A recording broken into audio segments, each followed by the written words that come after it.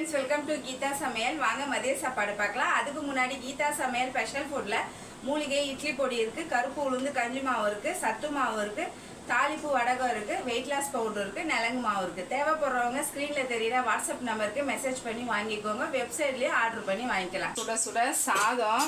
நிறைய பேர் நிலங்கு மாவு இருக்கா சிஸ்டர்னு கேட்டுகிட்டே இருக்கீங்க. ஸ்டாக் வச்சுருக்கோம். இப்போ வேணுன்றவங்க புக் பண்ணி வாங்கிக்கோங்க. பலாக்கொட்டையில் முருங்கைக்கீரை பொடி போட்டு கோலா உருண்டை குழம்பு வச்சுருக்கேன். இது ஃபுல்லாக வீடியோ எடுத்திருக்கேன். வரும்போது மிஸ் பண்ணாமல் பாருங்கள். கோஸ் பொரியல், பச்சைப்பருப்பு போட்டு பொரியல் பண்ணி வச்சுருக்கேன். கொஞ்சமாக ரசம் வச்சாச்சு.